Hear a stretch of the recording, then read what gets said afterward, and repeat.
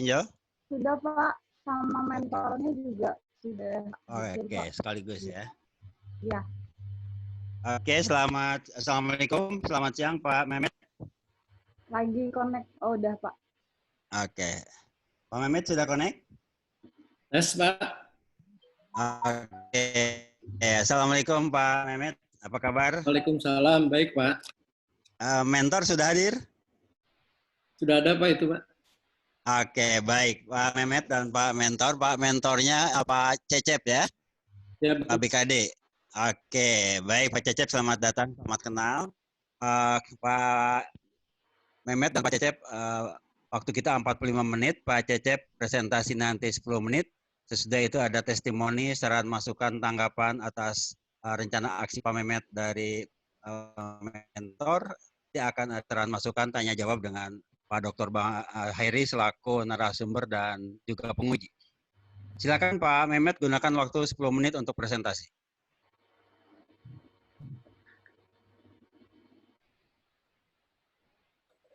Pak Mehmet mengingatkan untuk merekam ya Pak. Oke, sudah Oke, Bu. silakan. Ya. Oke, silakan mulai Pak Mehmet, 10 menit. Baik, terima kasih Pak.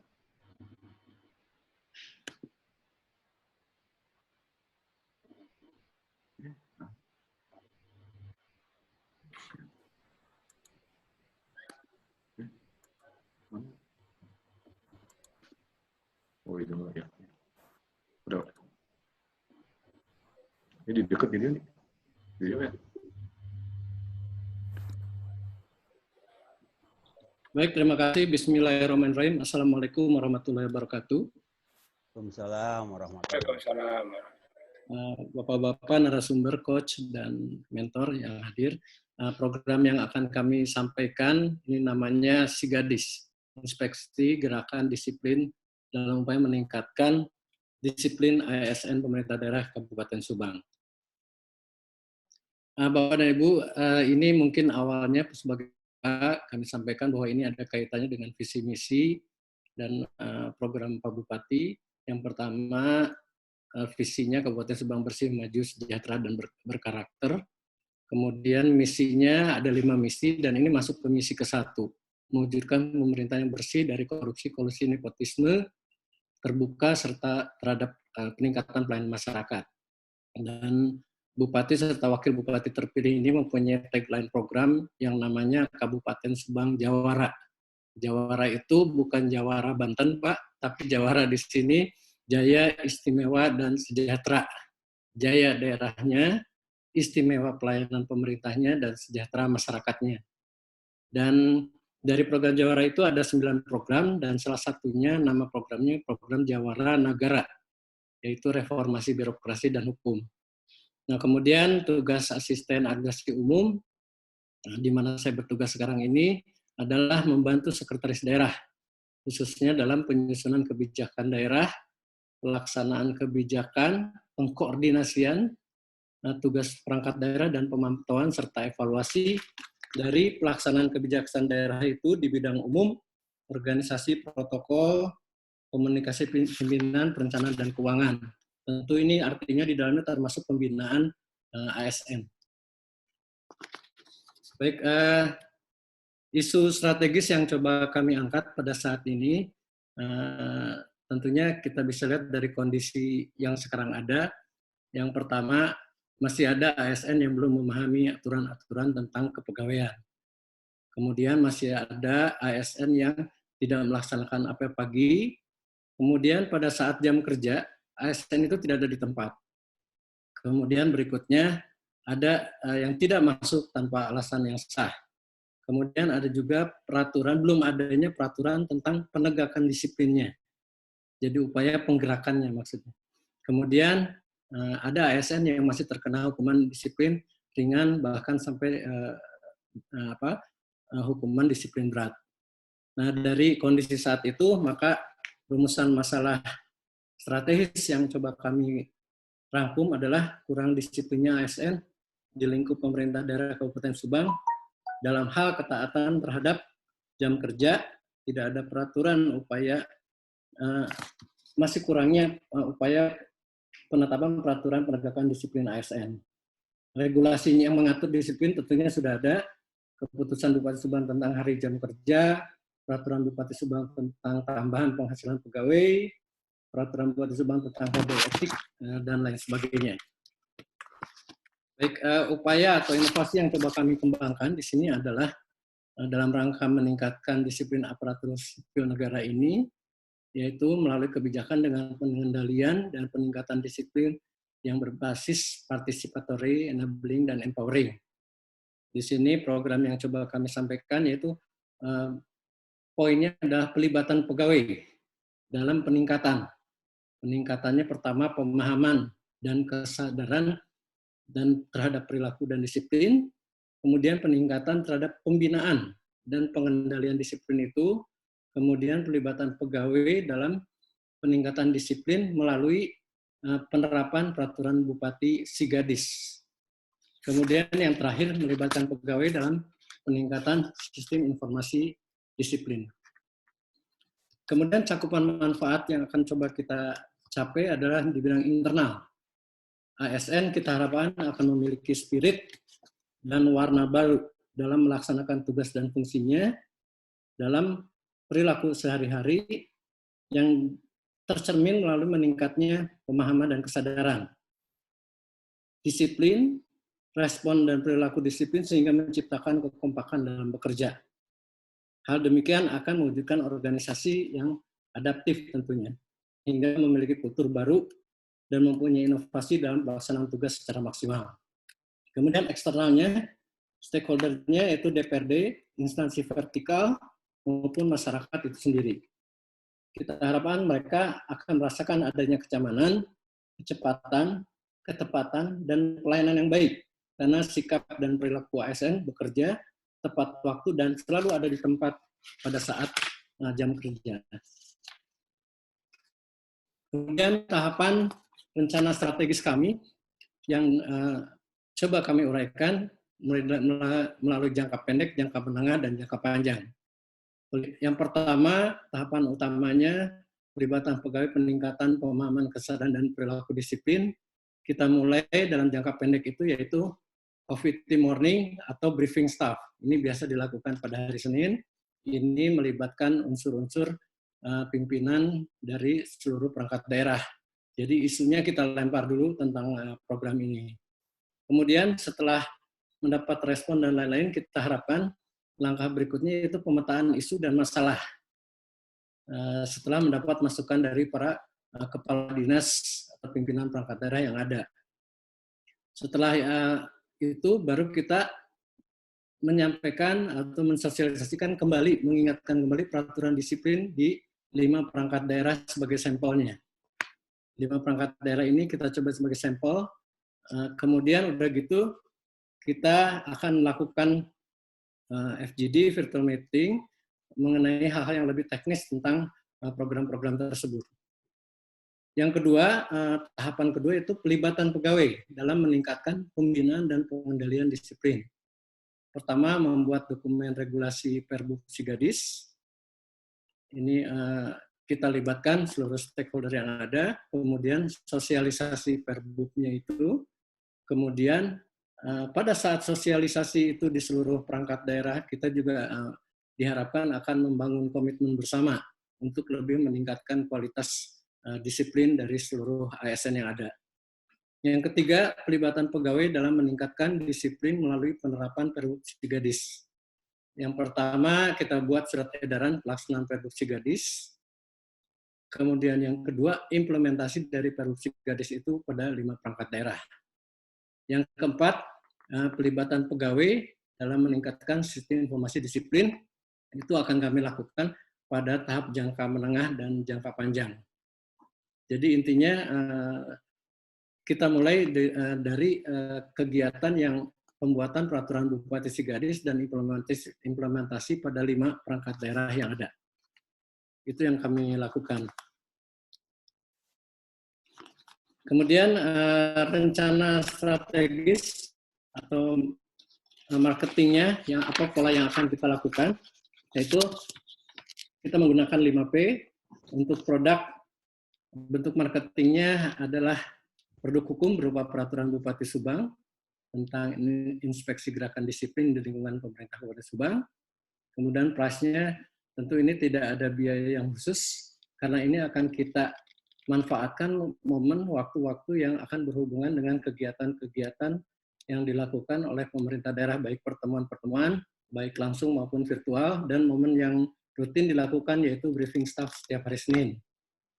Kemudian cara promosinya, baik internal maupun eksternal, kita sekarang menggunakan grup WhatsApp, Vidcom atau virtual meeting, atau medsos yang lainnya, maupun offline, berupa sosialisasi, penyuluhan, forum diskusi, coffee morning, dan lain sebagainya. Terus tempatnya untuk di Subang ini ada 60 perangkat daerah, 30 dinas dan badan, 30 kecamatan. Nah, untuk jangka pendek ini kami akan lakukan pada 5 perangkat daerah, yaitu di BKSDM, di Setda, kemudian di Dinas Arsip dan Perpustakaan, kemudian di kecamatan, dan juga di kelurahan yang ada. Kemudian people-nya, stakeholder internalnya tentunya Bupati, Wakil Bupati, Sekretaris Daerah, Asisten, staf ahli, Kepala Dinas Perpustakaan, Kepala BKS, Camat, dan Lurah. Stakeholder eksternalnya DPRD, Sekretaris DPRD, Inspektorat Daerah, para kepala dinas, para kepala badan, para camat se-Kabupaten Subang, dan tentunya masyarakat sebagai fungsi utama kita dalam menjalankan pelayanan publik.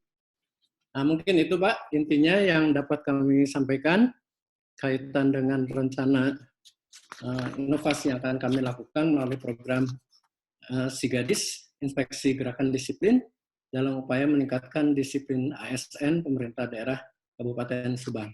Demikian, terima kasih. Assalamualaikum warahmatullahi wabarakatuh. Waalaikumsalam warahmatullahi wabarakatuh. Terima kasih Pak Mehmet atas paparannya. Isu yang diangkat kurang disiplinnya aparatur sipil negara di lingkungan pemerintah daerah Kabupaten Subang. Adapun inovasinya adalah SIGADIS, Inspeksi Gerakan Disiplin. Oke, untuk itu kita lanjut kepada Pak Cecep Supriyatin, Kepala BKD dan BKP SDM. Pengembangan SDM Kabupaten Subang, selaku mentor untuk bisa memberikan saran, masukan, tanggapan, respon terhadap rencana aksi Pak Mehmet. Dipersilakan Pak Cecep. Terima kasih, Coach. Assalamualaikum warahmatullahi wabarakatuh. Waalaikumsalam.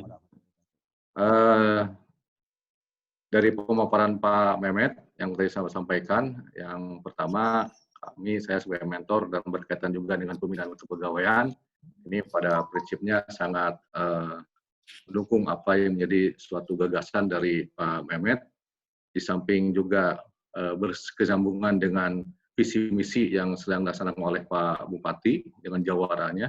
Di sana ada visinya dengan kaitan dengan bersih, kemudian juga kaitan dengan misinya, kaitan dengan aparatur yang bebas KKN dan pelayanan, ini berkesinambungan. Tapi mungkin nanti dalam prosesnya kita harapkan, karena kondisi sekarang ya mudah-mudahan tidak terlalu lama dan tidak langsung lama COVID ini proses-proses untuk penyusunannya, targetnya ini harus disesuaikan dengan teknik-tekniknya juga, kaitan dengan mekanisme yang akan dilaksanakan, kaitan dengan lebih meminimalkan pertemuan-pertemuan secara langsung, dan juga bagaimana dan kondisi sekarang dengan bekerja di rumah yang kaitan dengan yang dilaksanakan. Itu yang harus digarisbawahi. Kedua, nanti juga implementasinya, jangan hanya sekedar nanti aturan ini ada kaitan dengan SIGADIS ini, inspeksi gerakan disiplin, ini hanya semacam pergub saja, tapi berkesinambungan bagaimana pola-pola ini bisa diterapkan dan bisa selanjutnya untuk meningkatkan disiplin di Pemkab Subang ini. Jadi prinsipnya, karena memang aturan disiplin ada, tapi harus spesifik lagi, harus ditegaskan lagi, dan harus sama-sama dimapahami. Karena kadang-kadang ASN ini, maaf saja, ya tidak semuanya paham daripada aturan-aturan yang ada. Itu sementara mungkin Pak Coach yang kami sampaikan. Terima kasih. Wassalamualaikum warahmatullahi wabarakatuh. Waalaikumsalam warahmatullahi wabarakatuh. Terima kasih Pak Cecep atas testimoni dan juga tanggapan terhadap rancangan aksi perubahan Pak Mehmet. Kita langsung ke Pak Dr. Ari Supriyadi untuk bisa memberikan saran masukan dan juga respon, termasuk juga penggalian lebih jauh ke Pak Dr. Hari. Mangga, persilakan.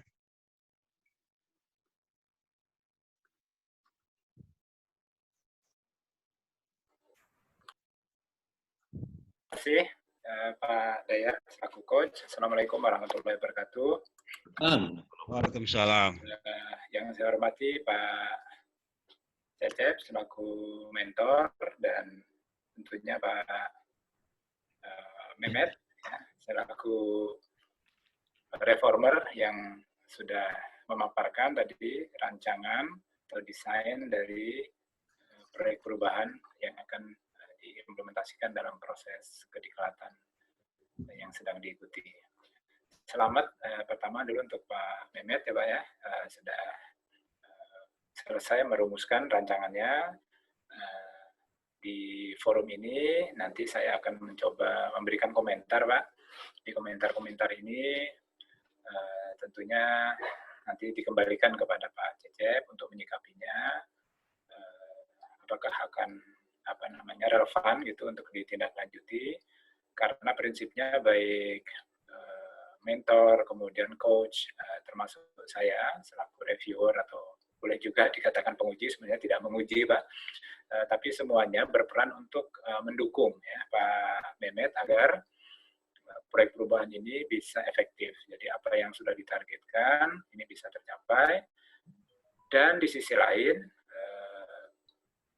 memungkinkan, andai kata masih ada peluang-peluang, ada ruang-ruang untuk optimalisasi atau meningkatkan, tentu itu menjadi nilai tersendiri atau nilai tambah tersendiri. Dan sejalan dengan itu, saya akan menyampaikan komentar-komentar dengan berpedoman pada 4 parameter, Pak.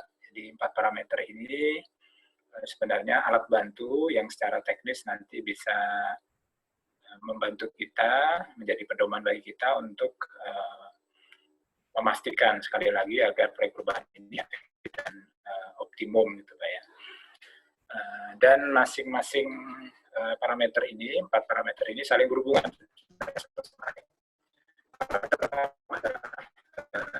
Kita coba melihat ruang dari proyek perubahan yang Bapak tawarkan ini. Kedengaran Pak? Ya, tadi ada hilang sedikit, sekarang muncul lagi. Oh ya, siap. Soalnya kelihatan mendekat tadi, siapa tahu kurang jelas. Kadang-kadang bisa terputus juga. Kita pastikan bahwa ini terdengar gitu. Dan rekamannya juga sudah dibuat double oleh panitia, dimintakan peserta dan juga panitia juga host juga melakukan perekaman merecord dari proses kita ini. Jadi nanti mungkin kalau kurang jelas juga bisa didengar lagi atau saling menguatkan. Kalau satu terputus mungkin satunya masih terdengar. Ya baik, yang pertama kemanfaatan Pak, ruang lingkup kemanfaatan. Nah tentunya ini kembali kepada jabatan yang Bapak emban dalam hal ini sebagai asisten administrasi 3 umum. Pak ya. Ya. Asisten 3 itu asisten umum Pak ya. Nah, baik. Dan salah satu substansi dari proses koordinasi, pemantauan, evaluasi kebijakan pemerintah daerah itu adalah dengan pembinaan ASN. Jadi di sisi ruang lingkup kemanfaatan ini tentu tadi apalagi dikaitkan dengan visi misi Bupati yang dituangkan sebagai visi misinya daerah, tentunya ini nanti bisa mensupport. Jadi kemanfaatannya bisa dirasakan karena ingin agar bagaimana pemerintahan diselenggarakan dengan efektif gitu ya dan akuntabel. Demikian harapannya nanti bisa memberi pelayanan yang lebih bagus dan mampu meningkatkan kesejahteraan masyarakat. Jadi kalau ASN sebagai sumber daya manusia ini sudah kita bisa pastikan mereka bekerja dengan optimal, tentunya bisa mendukung sasaran-sasaran pembangunan yang sudah ditetapkan. Jadi itu sisi kemanfaatannya, saya bisa seperti itu ruang lingkupnya, karena intinya sebenarnya semakin luas kemanfaatannya, semakin dirasakan banyak pihak, tentunya itu memberi nilai yang berbeda-beda, Pak. Itu yang pertama, jadi itu parameter pertama. Kemudian parameter yang kedua, dan ini masih berhubungan, apakah Bapak itu sudah menggali, menganalisis, menemukan persoalan mendasarnya. Karena nanti dikaitkan dengan terobosan apa yang Bapak lakukan, inovasi apa yang akan dilakukan. Nah, tadi dari pemaparan, kemudian juga saya baca-baca dari naskah yang ada, tentunya mungkin saya terbatas memahaminya, nanti kalau ada hal-hal yang kurang pas, bisa diklarifikasi, Pak. Tapi intinya yang saya tangkap adalah bahwa disiplin pegawai rendah itu antara lain gitu ya, karena pemahaman dari pegawai yang kurang. Itu salah satu gitu. Cuma mungkin saya bertanya gitu Pak, apakah memang demikian? Itu yang mungkin perlu digali betul karena nanti kaitannya dengan terobosan yang Bapak lakukan gitu. Apakah memang betul-betul pemahaman yang kurang atau memang ada kelemahan-kelemahan lain gitu. Bisa jadi paham ternyata ya mereka tetap melanggar karena faktor-faktor lain tersebut. Nah ini juga perlu karena kita akan bisa menyelesaikan sesuatu kita temukan betul akar permasalahan. Nah kemudian kaitannya dengan proses perubahan yang ingin Bapak lakukan, inovasinya, itu yang saya tangkap adalah nanti ada proses tentunya meningkatkan kesadaran dari pegawai itu sendiri. Mungkin ini dibungkus dengan produk yang disebut dengan SIGADIS itu Pak ya, inspeksi gerakan disiplin. Nah, walaupun ini nanti dituangkan dalam Perbu, komponen apa saja itu nanti perlu diperjelas Pak, komponen daripada produk yang disebut dengan SIGADIS ini. Dibungkus memang dengan nama ini, kemudian secara kebijakan ditetapkan dengan peraturan bupati, tetapi tentunya yang paling penting adalah komponennya atau pendekatannya. Nah, kembali Pak, jadi sisi inovasinya ini challenge-nya kepada Bapak gitu, menemukan betul titik-titik ungkit yang sebenarnya apa meningkatkan disiplin pegawai ini. Saya tadi ada harapan gitu Pak, siapa tahu Bapak melibatkan masyarakat gitu loh, melakukan kontrol juga gitu kan, karena ada kata-kata inspeksinya itu, siapa tahu malah gitu, malah itu jauh lebih efektif misalnya ada mereka-mereka yang pulang ke rumah di jam kerja gitu, atau yang di pasar, di warung, kemudian ada proses-proses ini, kalau Bapak berani itu terobosan yang memang ini terjadi di mana-mana Pak, ya, kedisiplinan di mana-mana gitu kan. Tetapi ada pendekatan-pendekatan yang sudah dilakukan, bahkan di pusat sekarang misalnya sedang berjalan proses-proses flexible working arrangement atau FWA seperti yang sedang dilakukan di Bappenas misalnya. Jadi tapi kalau secara kedisiplinan mereka sih hadir gitu ya sebagainya, tapi kan dalam jam kerja pun bisa jadi tidak produktif gitu. Akhirnya dibikin fleksibel saja gitu, dikembalikan kepada yang bersangkutan, yang penting Anda dikasih target nih, outputnya apa yang harus dihasilkan dalam 3 hari misalnya. Saya ingin riset desain dalam 3 hari selesai misalnya gitu. Atau Anda bisa lakukan literatur review dalam bentuk bahasan literatur review misalnya sekian lama gitu. Kemudian Anda bisa susun kalau misalnya di Bapeda bisa perintahkan selesaikan naskah atau rancangan yang tahunan RKPD misalnya, rencana kerja pemerintah daerah misalnya untuk 1 tahun ke depan, bisa dibentuk tim misalnya 5 orang 6 orang gitu di Bapeda. Kasih mereka tugas itu, kasih waktu berapa lama selesai. Nah, silakan sedemikian rupa, tapi tentunya tetap ada kontrol, proses kontrolnya seperti apa, progresnya misalnya diikuti. Itu antara lain Pak, itu saya hanya memberi gambaran saja karena saya tadi menunggu-nunggu betul sebenarnya titik ungkitnya atau inovasinya atau terobosan apa yang akan dilakukan. Dibungkus gitu ya, dalam bungkus besar sebuah perbub, di dalamnya seperti apa, memang kalau saya cermati ada penyuluhan gitu ya, ada sosialisasi, ada pemahaman. Apakah ini cukup gitu Pak? Itu yang challenge-nya kepada Bapak. Ya, apakah ini cukup? Siapa tahu Bapak nanti sambil berjalan 1-2 hari ketemu ide-ide yang lebih unik gitu walaupun agak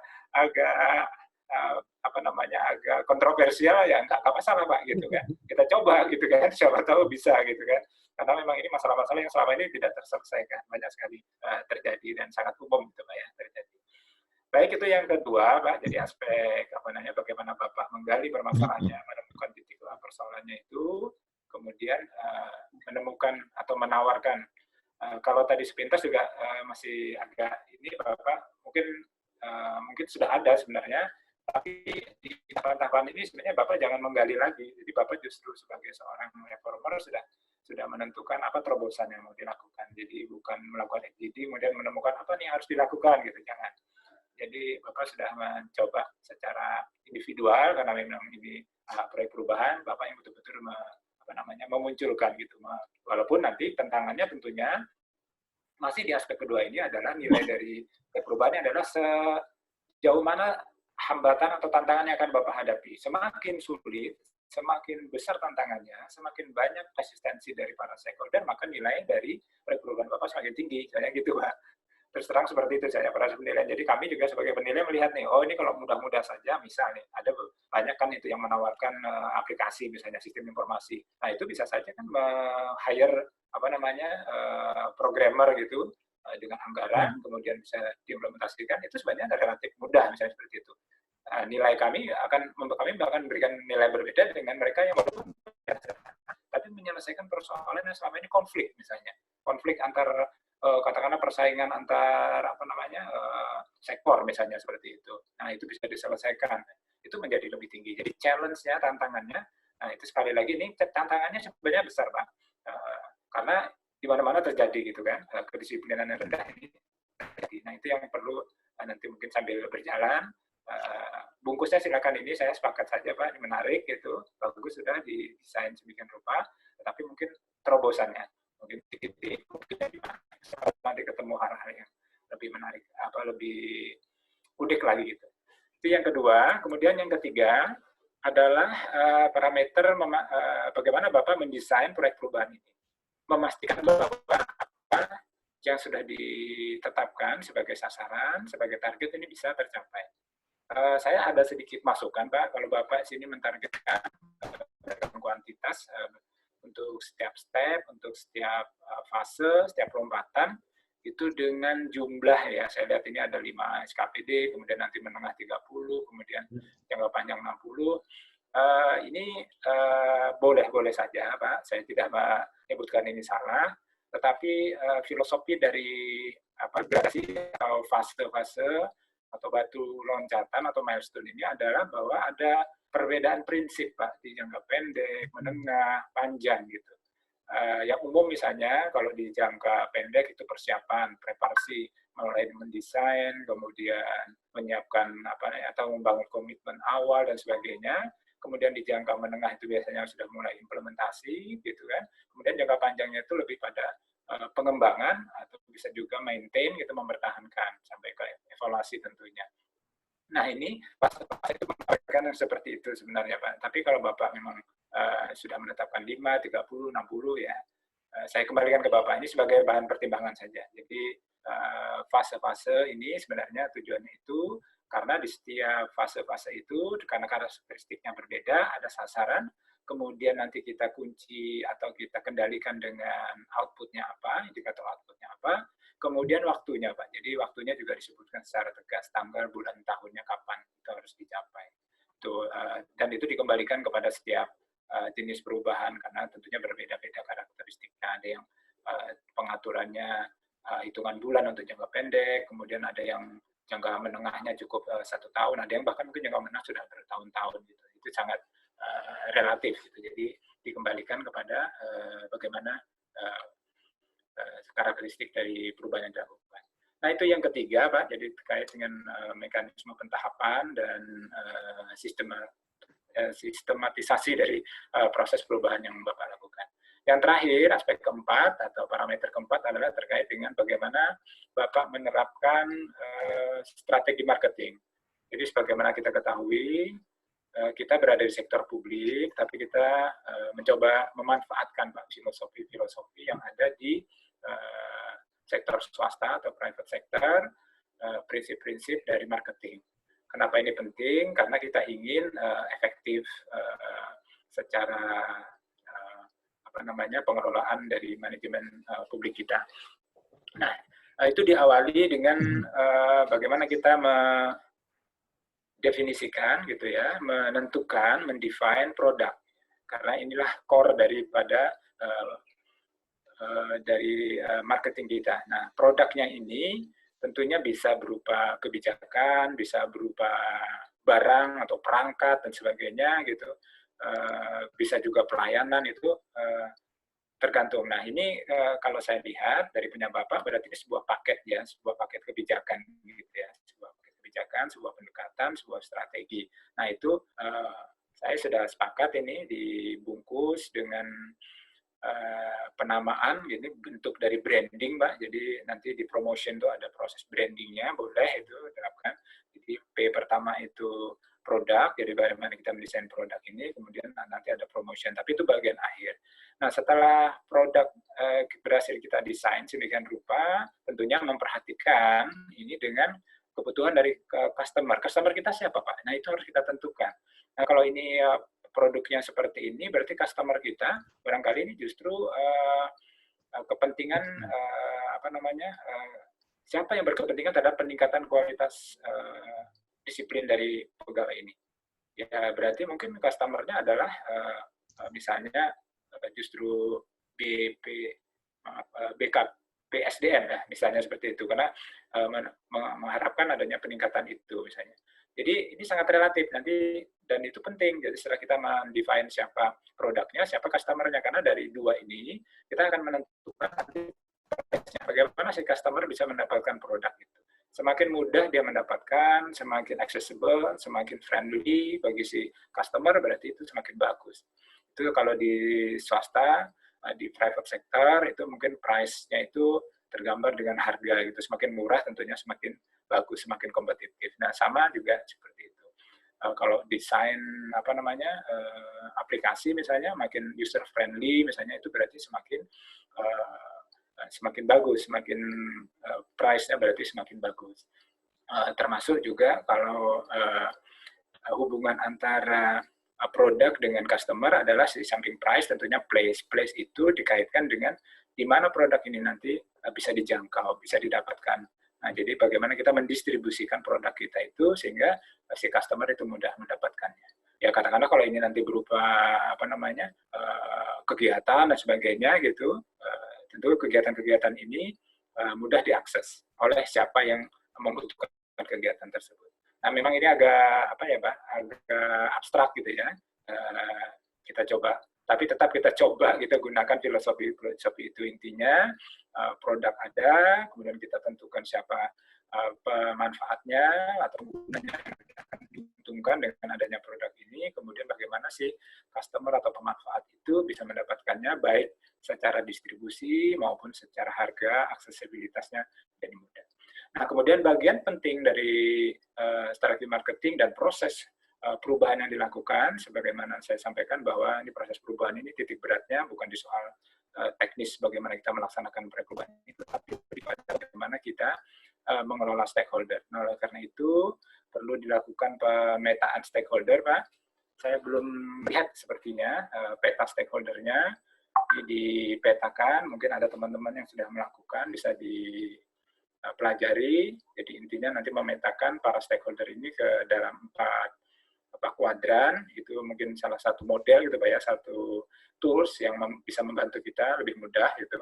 Jadi kita identifikasi siapa saja di dalam proyek perubahan Bapak ini nanti akan dilibatkan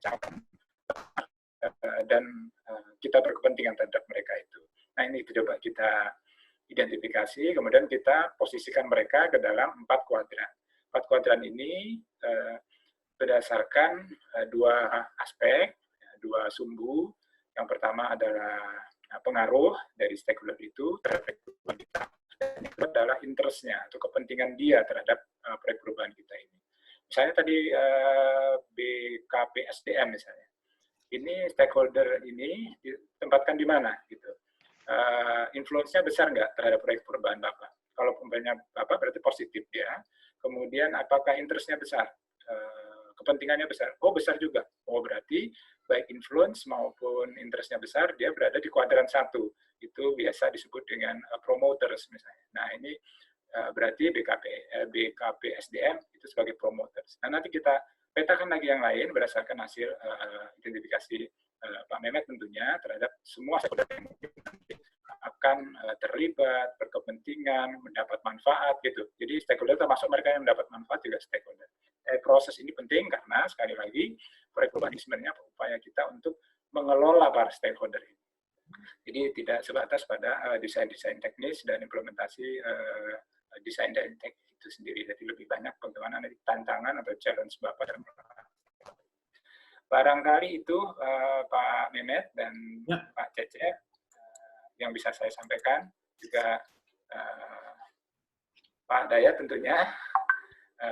Sekali lagi Pak, ini komentar gitu ya dari saya, pemahaman saya yang bisa saya sampaikan berdasarkan naskah setelah penjelasan Bapak.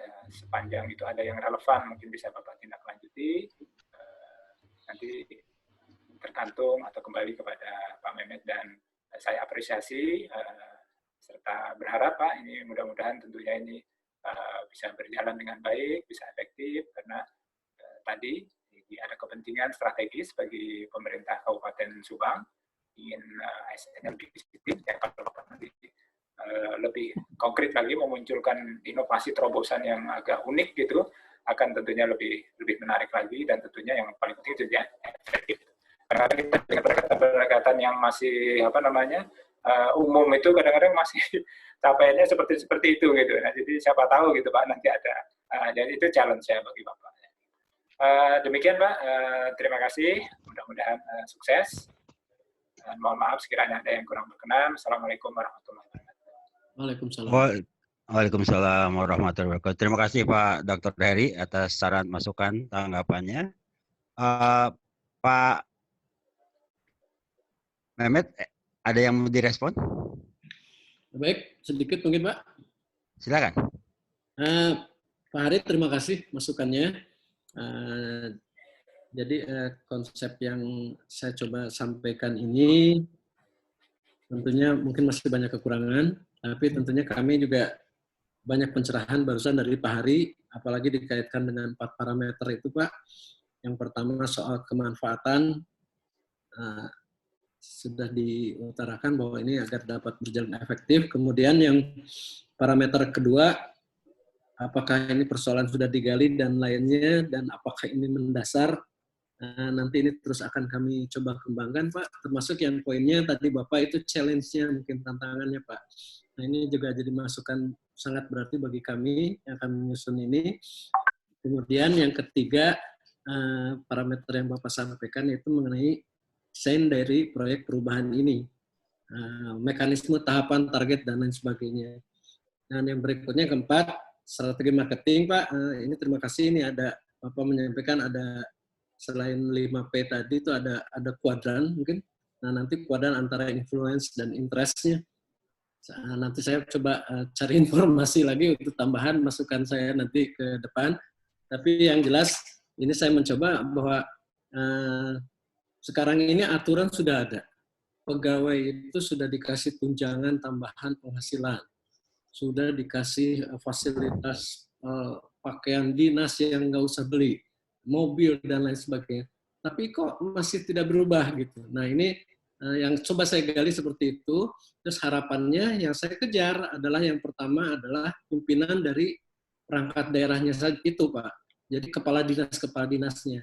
Jadi saya mau mensupport BKP SDM dan Inspektorat Daerah agar si kepala dinasnya itu juga melakukan pengawasan langsung yang melekat gitu. Tidak hanya main tanda tangan dan lain-lain, jadi benar-benar harus ikut turun juga gitu. Nah itu salah satu yang coba akan saya kembangkan lagi. Mungkin demikian, terima kasih. Oke, baik, terima kasih Pak Mehmet, masih ada waktu 3 menit. Pak Cecep masih ada yang mungkin mau ditambahkan? Hanya satu poin saja Pak, catatan dari Pak Dr. Hari tadi, bahwa terobosan ini harus ada yang baru, yang istilahnya, yang walaupun istilahnya tidak populer, tapi ini bisa munculkan yang bikin greget. Tadi bagaimana pengawasan dari masyarakat, ini bisa timbulkan juga bagaimana mekanisme. Itu menjadi catatan kami, yang mudah-mudahan ini hal yang sangat luar biasa nih kalau bisa terjadi. Itu saja Pak, terima kasih. Oke, baik. Kayaknya semua PNS Subang harus dikasih chip atau RT gitu kayaknya.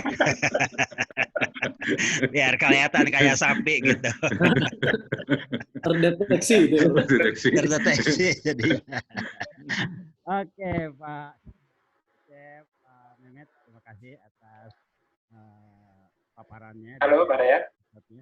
Ya, Pak Hari, ada yang masukkan lagi? Kayaknya ada waktu masih, Pak ya? Ada waktu sedikit ya. 5 menit, Pak Hari, silakan. Ini sudah di luar dari ini ada itu. Oke. Sekarang ini kan kita dengan kondisi pandemi ini memaksa untuk menggunakan teknologi. Dan ini cukup efektif, Pak. Kalau dari segi output pekerjaan, kalau saya sendiri itu sudah menetapkan target output saya selama 1 bulan misalnya, kemudian dibagi kepada anak buah gitu, dan sebagainya. Nah, ini mungkin pola ini juga bisa dijadikan dasar gitu. Jadi harus ada jelas outputnya. Memang ini sudah di sistem kinerja kita memang ada, tapi format-format yang lebih sederhana mungkin bisa dibuat. Kemudian yang kedua, pelaporan posisi itu bisa dilakukan, Pak. Jadi kami sudah punya aplikasi di LAN ini. Sehari memang hanya 2 kali saja. Tapi saya berpikir, ini kalau kita sekedar mau mengidentifikasi orang itu berada di mana dalam 1 hari, kalau jam kerjanya dari jam 8 sampai jam 4:30 misalnya, kita bisa pantau mereka dengan cara mereka melakukan posisinya sesuai dengan nomor HP yang terdaftar. Sehingga memaksa mereka untuk kembali ke titik di mana dia harus melakukan gitu. Karena kebetulan kami dipaksa untuk itu karena kita diminta untuk stay at home dan gitu, Pak. Jadi yang tidak bolehkan sebenarnya kita meninggalkan rumah justru ini supaya memastikan pegawai aman gitu, tidak keluar rumah. Nah, ini dengan aplikasi yang ada ini titik kita berada itu akan ketahuan gitu. Kalau ada sedikit bukan error ya, tingkat akurasinya ya masih tidak dalam hitungan meter misalnya bisa jadi di rumah orang gitu. Tapi masih tetangga, masih satu komplek itu paling tidak. Itu mungkin ini salah satu juga, ini hanya pemikiran saja, Pak. Siapa tahu nanti bisa sistem pelaporan seperti itu, ada sistem informasi yang bisa dibangun gitu yang mendetek di mana pegawai itu berada dalam 1 hari kerja tersebut. Dan itu terekam terus gitu tanpa harus misalnya kita melototin ini. Nanti begitu dievaluasi ketahuan, oh ini banyak bergerak kemana saja nih, padahal dia mestinya banyak di kantor misalnya, seperti itu. Ini posisinya kok malah di pasar, ini posisinya di warung misalnya gitu kan. Pada jam-jam tertentu kelihatan sekali kan gitu. Atau tidak memaksa mereka untuk balik ke titik itu gitu kan. Kalau sehari harus 4 kali misalnya gitu kan. Melapor hanya karena sederhana sekali, hanya memencet saja posisinya di mana. Jadi hanya aja, Pak. Selain tadi mungkin pola-pola pelibatan masyarakat misalnya, itu hanya yang cari yang unik-unik saja lah. Mungkin itu saja, Pak. Terima kasih, Pak. Silakan Pak Dayat, sudah selesai, Pak. Sinyalnya kayaknya Pak Dayat. Oh iya, tidak bergerak soalnya gambar. Kita di tempat yang berbeda, jadi berbeda-beda juga ininya. Yes.